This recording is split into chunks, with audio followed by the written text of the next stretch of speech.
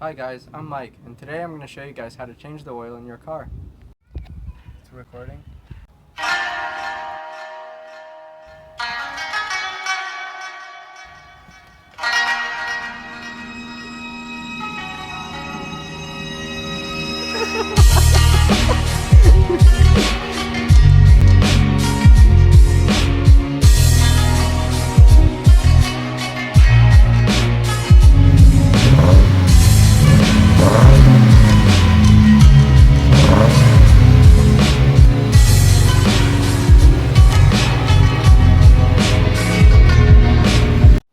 Oil changes are a really simple thing to do.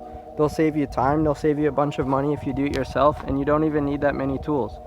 So all you basically need is a jack, a socket wrench, two jack stands to hold the car up, because you never want to lift the car just by the jack itself, because otherwise it could fall on you and you'll die. You need an oil filter, you need oil, and you need an oil drain pan.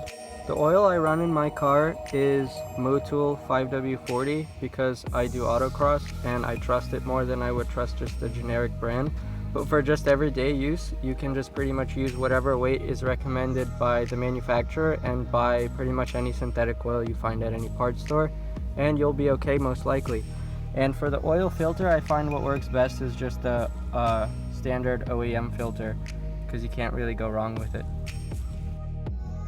Alright, now when you lift the car, you want to make sure that it's not just held up by the jack itself. You always want to have it on stands, because that's not a really trustworthy thing to have the whole weight of the car supported by it, especially when you're underneath it. This is much safer in case that fails.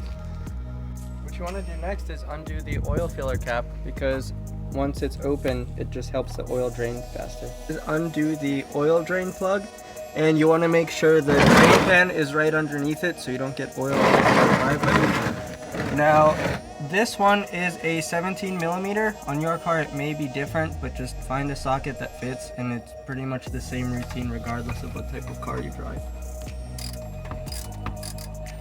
And once you get the initial turns, you can probably just hand loosen it.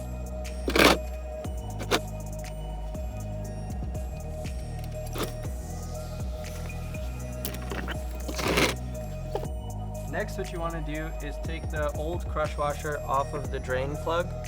Otherwise, if you have two of them on there, it's not going to provide a good seal and you're going to leak oil. And put the new one back on. Put the crush washer back onto the drain plug. You want the flat side to be facing the bolt and not the oil pan.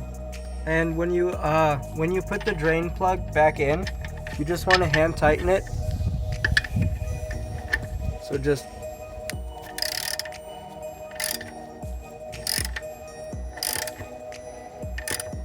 that's literally basically all you need. You'll be fine.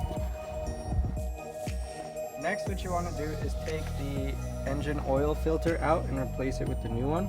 On my car, it's right here near the top, conveniently placed. On other cars, it's in other places. Sometimes it's down by the drain pan, sometimes it's wherever, but you'll find it. It looks like this pretty much on all of them.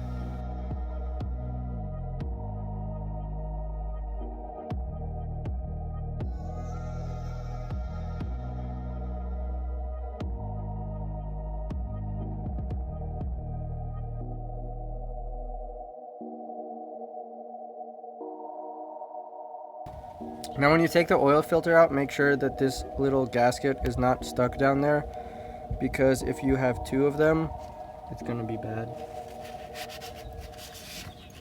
When you put the new oil filter on, make sure you put oil on the gasket. It'll help it form a seal. Since it's not that much oil, it's honestly not bad if you just reuse some of the old oil and just make sure it's all up in here, and you'll be fine. And this too, just like the drain pan, you just want to hand tighten it. You don't want to over tighten it, because then it'll be a huge pain in the ass to take off. This is enough, it's not going anywhere. Alright, when you do this, you want to make sure you know exactly how much oil your car takes. You don't want to put too much and you don't want to put too little, otherwise you'll damage your engine. Now luckily this car takes 5 liters of oil, 5 quarts, it's about the same, and this is all you need. Generally a large bottle is enough.